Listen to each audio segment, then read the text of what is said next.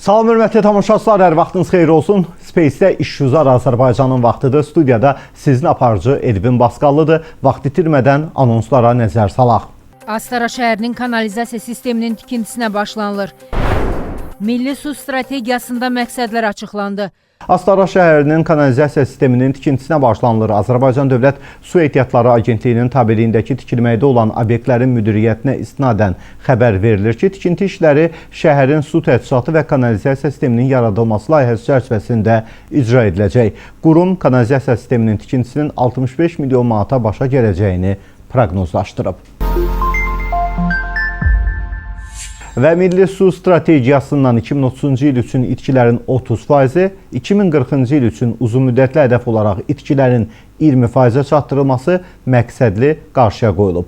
Bunu Dövlət Su Ehtiyatları Agentliyi yanında suların istifadəsinə və mühafizəsinə Dövlət Nəzarəti Xidmətinin rəisi Rafiq Aslanov Milli Məclisin Aqrar Siyasət Komitəsinin təşkil etdiyi ictimai dinləmədə bildirib. Eləcə də su təminatının 2030-cu ildə 95%, 2040-cı ildə 100%-ə çatdırılması hədəflənib. Torpaqlarımız işğaldan azad olunduqdan sonra su təsərrüfatı aqrar sahədə yeni dövr başladı. Qarabağ və Şərqi Zəngəzurda təxminən 2 milyard kubmetr su resursları mövcuddur. Bu su ehtiyatlarının ən əsas müsbət tərəfi daha çox daxili mənbələr əsasında formalaşmasıdır deyə Rafiq Aslanov bildirib. Və hörmətli tamaşaçılar, İşgüzar Azərbaycanda müsahibə vaxtıdır. Hər yeni statistika açıqlandıqda nikahların sayında cüzi artım, boşanmaların sayında isə kəskin artım müşahidə edirik. Bəs ailə daxili məsələlər nə üçün bir çox hallarda boşanmalarla nəticələnir və ümumiyyətlə boşanmaların sayındakı bu kəskin artımın səbəbləri nədir, necə aradan qaldırıla bilər? Bu mövzuda Modern İnkişaf və Ailə İctimai Birliyinin sədri Zərifə Quliyeva studiyamızın qonağıdır. Zərifə xanım, sizi yenidən studiyamızda xoş gördük. Çox sağ olun, mən çox xoş oldu mənə də sizinlə görüşmək. Çox düz buyurursunuz. Əlbəttə, son zamanlar belə bir tendensiya gedib ki, düzdür, cüzi miqdarda çoxalma əmələ gəlir nikahlarda, amma daha çox boşanmalar sayı artımı nəzərə çarpır. Yəni, bu statistikanın verdiyi xəbərlərdən də bu irəli gəlir. Eyni zamanda bu yaxında biz böyük bir tədbirdə idik. Orada da ailə məsələlərin izahı var idi, qoyulmuşdu.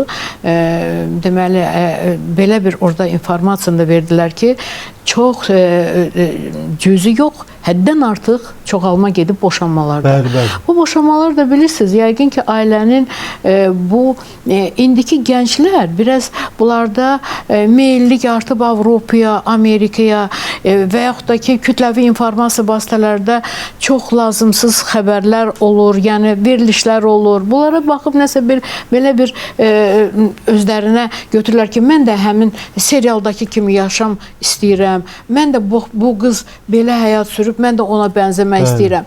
Yəni, gənclərin arasında bilirsiniz, məsələn, əvvəl belə bir tendensiya vardı ki, biz deyirdik, özümüzə bir ideal seçirdik. Hansısa bir alim, hansısa bir dahi insan, dahi şəxsiyyət, biz onun xüsusiyyətlərini götürürdük ki, ona bənzəməyə. Amma indi biz görürük ki, mənim ictimai birliyim də əsas bu məsələlərlə biz məşğuluq. Daha çox görünür ki, gənclər özlərini mənfi obrazlara bənzətmək istəyirlər. Və bundan da nə qazanılır? Qazanılır, ailə pozulur, boşanmalar əmələ gəlir, ortada əzəb çəkənlər kim olur? Evladlar, uşaqlar olur. Yəni, ana gedir bir tərəfə, həyat yoldaşı bir tərəfə, amma uşaqlar çox əziyyət çəkirlər bundan. Düzdür, mən ailə dəyərlərinə, biz daha çox ictimai birliyimizdə bu işlərə daha çox fikir veririk. Biz çox uzun sürən ailələri yeni gənc nəsillə görüşdürür, görüşlər təşkil edirik. O görüşlərdə, yəni, necə olub ki, bu ailə 40 ildir bərk dəmir əllərdə davam edir. Yəni, bunu biz gənclərə göstəririk və sual cavablar edir görüşlərdə. Biz istəyirik ki, yeni nəslin gəncləri, indi biz demokratik müstəqil ölkədə yaşayırıq. Əlbəttə, bu demək deyil ki, biz milli dəyərlərimizi itirək. Əksinə, biz ailə dəyərlərimizi, milli dəyərlərimizi biz bunları qorumalıyıq. Milli dəyərlərimiz, ailə dəyərləri nədən ibarətdir? Dürüstlük olmalıdır. sədaqət olmalıdır, huzur olmalıdır, sevgi olmalıdır. Bəli. Və bu əlamətlərin qorunması, əgər ailədə gənclərin arasında bu əlamətlər qorunursa, o ailə fundamenti hər zaman möhkəm olacaq, dəmir kimi möhkəm olacaq. Amma bu dəyərlərə fikir verməyəndə, biri-birinə söz çox tez deyəndə, sözü böyüdəndə, yəni belə ailələrdir ki, tab gətirmir, boşanmalar əmələ Bəs gəlir. Zərifə xanım, bu boşanmaya qədərki mərhələ haqqında ətraflı danışdınız. Təşəkkür edirəm. Boşanma baş verdikdən sonra qadınlar, bəlkə də səhv fikirləşirəm, Buyurun. kişilərə qarşı övladdan bir silah kimi istifadə edir. Bəli, Sanki o- kişi bütün hüquqlarını itirir. Bəli, bəli. Az qala. Bəli. Bu qanunvericilikdə boşluq varmı? Mən çox dosta tanışda görürəm ki, Atıya əzab verirlər. Bəli, əzab Uşağın verilir. göstər əzab verirlər. Bəli, açıq aydın əzab. Bunu mən gözümlə də görmüşəm Bəli. ətrafımda. Aha. Yəni bu bizim xalqımıza deyim, nəsə bizə mənfi bir xüsusiyyət kimi sayıram. Bəlkə də pis əri olub, amma pis atadırmı? Pis ata olmağa da o şəraitlə Bəli. məcbur eləyirlər ki, sən Bəli. pis ata ol. Evladı göstərməmək. Uzaq saxlamaqla. Bəli. Baxın, Avropada məsələn bu xüsusiyyətlər çox gözəldir. Hətta boşanıblarsa da ər-arvad dostluq Bəli. qalır. Bir-birinə hörmət qalır. Uşaq əgər 5 gün burdadırsa, 5 gün atanın yanındadır. Bu hörməti saxlayırlar. Amma bizdə necə olur? Siz deyən kimi evladdan silah kimi istifadə etmək bu ən mənfi xüsusiyyətdir. Əsas da Bəli. qadınlar tərəfindən olur. Əlbəttə, 99%. Vallahi.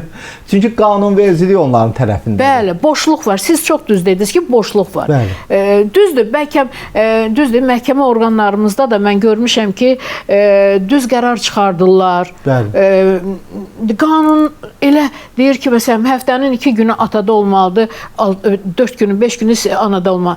Yenə də buna da riayət eləmirlər bizim Eləmir. qadınlar. Bax, mən onu deyirəm, Mən bəli. deyim ki, sizə mən indi belə danışıram, bəlkə qadınların, gənclərin mənə bir mənfi münasibəti olar, amma bu həqiqətdə belədir. Heç bilmirəm bu qanunvericilikdə boşluq var ya yox, amma hətta qanunvericilik siz demiş, o 2 günü icazə verirsə belə, uşaq anada qaldığı üçün ana psixoloji cəhətdən də fürsətdən Bəli, istifadə edir bəli, və uşağın bəli. 3-4 yaşı var, 5 yaşı varsa imtina edir atadan. Evlad atanı düşman kimi Bəli. görür. Amma gəlir bu evlad, mən onu da Bəli. sizə deyim, Aha. mən bunu həyatımda, həyat təcrübəmdə gördüyüm bir əlamətlərdir. Gəlir uşaq çatır evlad 17 yaşına, 18 yaş, artıq burada tələbat var. Bəli. Burada evladın daha çox oxumağı, məsələn, pullu Ödənişli təhsil. ödənişli təhsilə getməyi artıq ataya yada düşür. Ataya doğru gedir evladı. Sanki güclə itəlirlər ata tərəfinə.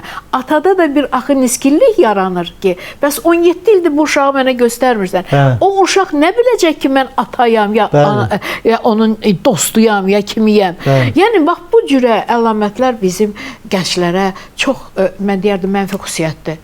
Düzdür, boşanma, mən demirəm boşanma olsun. Əksinə ailəni saxlamaq lazımdır. Çünki ailə nə qədər möhkəm oldu, o ailənin evladı ictimaiyyətə, ictimai Bəli, bəli. aləmimizə, ölkəmizə çox gərəkli evladlar olur. Amma iki tirəlik yarananda evlad bilmir ana tərəfdə olsun, ata tərəfdə olsun. Ona görə o evladın sabah, məsələn, yolunu azmağı da olur. Psixoloji travmalar olur. Psixoloji travma alır, gedir məsələn pis cəmiyyətə qoşulur. Yəni bu da var. Bəli. Bu nə qədər bunu alqışlamaq olar ki, bunu ən mənfi xüsusiyyətlərdir. Ona görə mən çalışdığım qədər ictimai birliyimi elə istəyirəm ki, yəni elə çalışırıq biz də alimləri gətiririk görüşlərə, tanınmış şəxsiyyətlərlə görüşlər aparırıq gənclər arasında ki, bunlar həyatdan nə isə özlərinə bir məhsul kimi götürsünlər. Bəs bu aliment məsələləri, alimentlə bağlı sizin ictimai birliyə müraciətlər olurmu? Daha çox atalar mı pozur bu qaydanı, yoxsa elə aliment məsələsində də ana silah kimi istifadə edir? Məsələn, işləməyən atanı sıxışdırmaq, hansı ki, tutaq ki, özü bilir ki, onun pulu olsa bunu ödəyər. Bilirsiniz, həyatda çox bir məsələlər olur ki, məsələn, ana atanın ruhu ilə oynayır. Buradan gəlir, mirlə danışırlar ki, aylıq sən ver, mən səni məhkəməyə verməyəcəm, aliment verməyəcəm. Ata da ağıllı başlı, hər uşağın özünə çatacaq pulu da verir, hədiyyələrini də alır, gedir, gəlir, görüşür. Bir də olur ki, valideyn, ananın məsələn bəzi tələbləri olur, nəyəsə çatmır pulu, ya nəyəsə, o uşağı bəyək siz gözəl dediniz, silah kimi istifadə edir və gedir təzədən o atanı verir məhkəməyə. Ay, insanın ruhu ilə oynamaq olmaz. Əgər sən bu günləri ona etiraz eləmişsən ki, aliment istəmirəm, ata uşaqlara baxacaq özü. Qeyri-rəsmi ödənişlər eləyib. Qeyri-rəsmi ödənişlər eləyibdir. Bu ata da yazıq nə qədər ödənişlər eləyibdir. Hədiyyələrin, məktəb ləvazimatı, əyin başla, üstəlik də para, pul. Bir də görsən, ananın kefinə düşür, gəlir alimentə məhkəməyə ərizə verir. Zərfə xanım, hər bir ana, ata əslində övlad üçün yaşayır, övlad üçün qazanır. Bəli. Bir var onu xoşluqla verəsən və ona şahid olasan, sevincini yaşayasan. Bir də var məcburi şəkildə və uşaqla görüşə də icazə verilməsin. Çox düz buyurursunuz. Oradakı iki tərəfli münasibət oldusa, yəni məhkəmə orqanlarısız, ata da bu ata evladın atasıdır. Bəli. Ana da bu evladın anasıdır. Bəli. Yəni bu uşaq ortada əzab çəkməməlidir. Onu sui-istifadə olunmamalıdır. Bu uşağı iki tərəfli nə olar, ata-ana ayrılıb, bəlkə xasiyyət tutmayıbdır. Bunu da nəzərə alıram. Bəli. Amma uşağın üstündə bu təcrübəni keçirtmək olmaz. Qətiyyən. Çünki o evlad sabah bizim əskərimizdir. Bəli. Vətənimizi qoruyandır. O məhəbbəti anadan, atadan görməlidir. Əgər bu məhəbbəti görməsə, onda torpağa da məhəbbət olmayacaq, vətənə də məhəbbət olmayacaq. Cəmiyyətə də hamı yarım. Bəs bayaq mən sözümün əvvəlində dedim, dəyərlər nədir? Hüzur olmalıdır, sevgi olmalıdır, sadiqlik olmalıdır. Bunları evlad görsə, sabah ataya da münasibəti yaxşı olacaq, anaya da və vətəninə, torpağına da. Əgər travmalı uşaq olsa, evlad olsa, o nə ictimaiyyətə nə verəcək? Heç nə verməyəcək. Bunların qarşısının alınması üçün real təkliflər nədir? Həm boşanma sayı azalsın, həm də boşanma artıq olursa, qaçılmazdırsa, bu cür problemlərlə üzləşməmək üçün. Məsələn, bir ictimai birlik sədri olaraq, bir ziyalı xanım olaraq siz nələr təklif edirsiniz? Bəli, Elmi müəllim, çox düz buyurursunuz. Bu problemlərdən qaçmaq üçün təbliğat birinci. Əla. Bəli. Təbliğat getməlidir. Bunun üçün bizim televiziya kanallarımız var. Bəli. Kütləvi informasiya vasitəsi var. Var, dövlət orqanları var. Bəli. Milli Məclisdə varımızdır bizim ailə komitəsi, var ailə uşaq komitə var, dövlət qurumudur. Yəni bunlar vətəndaş cəmiyyətləri ilə birgə işləməlidir. Mən burada elə bizim dahimiz, adımız, günümüz onunla bağlı olan ulu öndərimizin Heydər Əliyev cənablarının sözünü yada salmaq istəyirəm ki, hər bir dövlət qurumu vətəndaş cəmiyyəti ilə birgə işləməlidir. Eyni zamanda bu saatki dövrümüzdə ən böyük qlobal problem, bax bu gənc ailələrin ayrılmasıdır. Və bu problemin üstündə dövlət qurumları vətəndaş cəmiyyətlərlə birgə işləsə, bəlkə bu təbliğat hardasa bir müsbət vəziyyətə gətirib çıxarda bilər. Həqiqətən də doğru buyurdunuz, qlobal problemə çevrilir artıq.